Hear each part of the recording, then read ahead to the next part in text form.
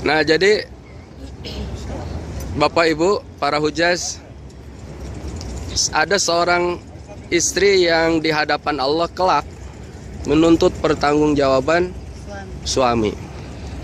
Bahasa sederhananya, ya Allah, ini suami saya, tapi suami saya tidak pernah memberikan nafkah lahir dan batin, tidak pernah memberikan nafkah secara halal, ya, bahkan tidak pernah mengajarkan tentang bagaimana akhlak yang baik, bagaimana ibadah, mulai dari wudhunya, tayamumnya, segala macamnya. Sehingga suami tidak bisa mengajarkan, saya pun tidak disuruh belajar. Gitu kan, ke dalam fikih kalau suami nggak bisa mengajarkan, maka titipkan untuk belajar sama orang yang bisa. Itu.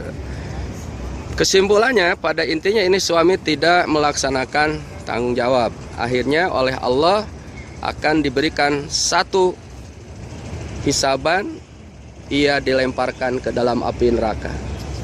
Tuh, Bu ya. Ini yang dimaksud ar-rijalu qawwamuna 'alan nisa. Bahwa suami itu pemimpin dari kaum perempuan. Jadi tidak kepada pemimpin secara umum, sebetulnya ayat ini adalah pemimpin dalam tatanan rumah tangga. Kita jangan mencampur barukan dengan politik. Saya sendiri tidak suka dengan politik gitu ya. Itu ya Bu. Tetapi untuk para istri supaya adil gitu ya. Untuk para istri, tersirat dari pesan Rasulullah tadi bahwa syarat masuk surga untuk istri itu gampang, cuma 3: taat kepada Allah, taat kepada Rasulullah, dan taat kepada suami. Titik, nggak ada yang lain. Gitu ya. Orang tua nggak disebut di sini, Bu. Taat kepada Allah, taat kepada Rasulullah, taat kepada suami. Kalau orang tua mah kewajiban, disuruh nggak disuruh harus berbuat baik, jelas gitu ya. Tapi suami mutlak untuk seorang istri. Kan ada kisah di zaman sahabat Nabi yang ibunya sakit parah, gitu kan? Ibu sakit parah, gitu. Tapi saya ingat pesan suami saya saat mau perang sama Rasulullah, nggak boleh keluar rumah. Ibu sakaratul maut, nggak juga. Ibu sudah wafat, enggak juga. Sampai ibu dikuburkan, enggak juga. Apa balasannya? Kata Rasulullah saat suami pulang, sampaikan kepada istrimu bahwa ibumu menjadi calon ahli surga karena kesolehan istrinya. Subhan. Nah, kalau kita baru sama arisan aja udah kalah, ya kan Bu? Baru ke undangan aja udah kalah, suaminya dipelototin. Ini mana ke surga kita? Rajin sholat sih iya, mohon maaf. Betulnya jangan kenceng Pak ya. Sholatnya sih iya, puasa sunahnya iya, rajin ngajinya iya, sama suami rata-rata. Maka waktu Nabi Mi'raj, yang paling banyak di neraka kan wong wedon. Ya Bu, kenapa kata Rasulullah? Salah satu penyebabnya karena akhlak kepada suami, itu nggak ada yang lain Pak. Gitu ya. Oleh karena itu Bapak Ibu di Kubah Hijau, Bapak Ibu sudah hujaz, betapapun gantengnya suami sayangi, betapapun kayanya suami cintai ya. Oh ya pasti. Tapi akan lebih hebat ketika suami jelek ibu sayang. Akan lebih hebat ketika suami jatuh dari ekonominya, ibu makin cinta. Itu diangkat jempol oleh Rasul. Itu Bu, dengerin Bu. Jadi luar biasa, subhanallah. Makanya pulang haji lebih sayang sama suami dah. Ya para istri ya. Jadi subhanallah, untuk para ibu hajah nih, mulailah berakhlak mulia sama suami. Kalau ingin meraih surganya Allah Subhanahu wa ta'ala, Allahu Akbar. Nggak ada kebahagiaan lah Bu untuk kita kecuali kita dalam sakinah mawadah warahmah. Itu bukan hanya dalam tatanan rumah tangga ya, dalam lingkup seni kehidupan semua kita harus sakinah mawadah warahmah. Jangan ditutup warahmatullahi wabarakatuh dulu.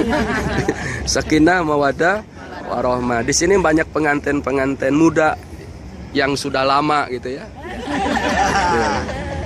Alhamdulillah sudah bisa berhaji gitu ya. Itu merupakan karunia dari Allah Subhanahu wa taala.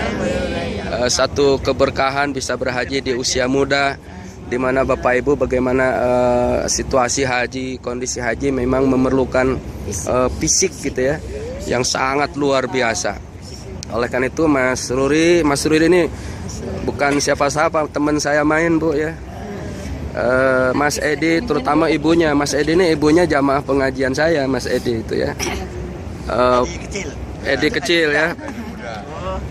Pak Salim alhamdulillah dipertemukan dari Kanwil gitu. Sampai tadi malam Pak Asro nanya gimana Pak Salim, sehat? Bahkan sekarang gelarnya Habib gitu sih.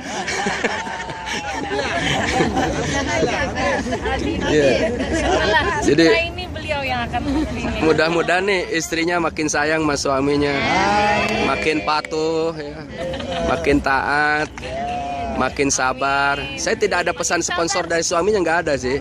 Ini otomatis aja gitu.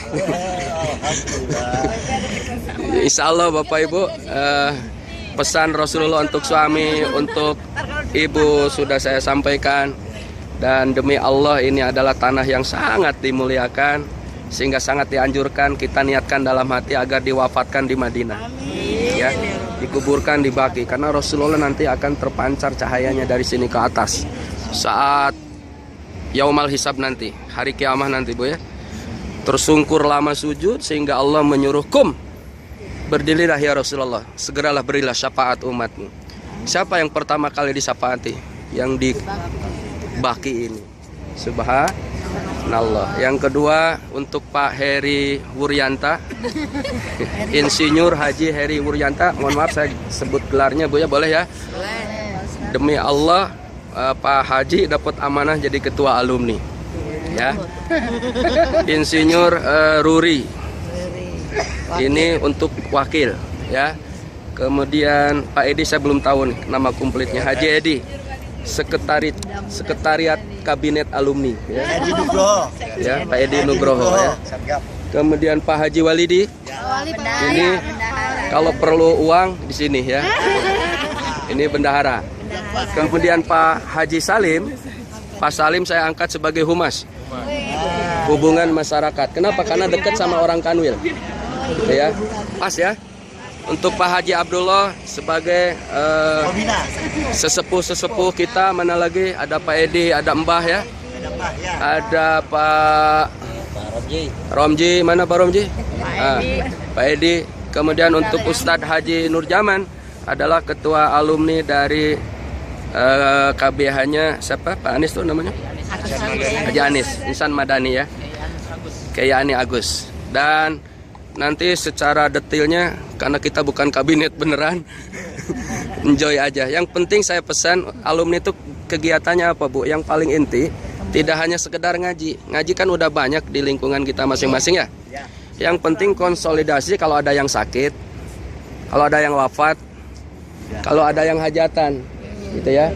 Terus yang keempat kalau ada bencana-bencana, tolong aktif. Bencana apapun besar atau kecilnya di tanah air, kita ikut aktif, sumbangsi. Itu yang paling pokok untuk kegiatan alumni. Walaupun toh kita ngumpul, saya anjurkan 3 bulan sekali saja. Jangan nafsu, karena yang udah-udah juga pada nggak ngumpul gitu ya. 3 bulanan aja. Nanti Pak Heri joinan sama Ustadz Nurjaman gitu ya. Jadi itu intinya paling pokok itu. Kalau ada yang sakit di antara alumni kita, kalau ada yang hajatan, kalau ada musibah-musibah gitu ya, itu kerjaannya humas sebetulnya ya. Kalau ketua mah tinggal nerima beres saja. Kalau uang kan tinggal ke sini gitu ya. Itu Bu ya. Bukan ibu-ibu tidak terlibat, ibu-ibu tetap terlibat. Kadang yang aktif dalam alumni itu ujungnya ibu-ibu gitu ya. Segala urusan pasti ibu-ibu yang akan menyediakan. Artinya kalau Pak Haji Salim jadi humas, istrinya juga gitu ya. Kalau Pak Heri jadi ketua, istrinya juga, dan begitu yang lainnya gitu ya. Nah oleh karena itu diharapkan yang 4 pokok tadi bisa berjalan dalam rangka menjaga dan memelihara kemabruran haji kita ya. Baik.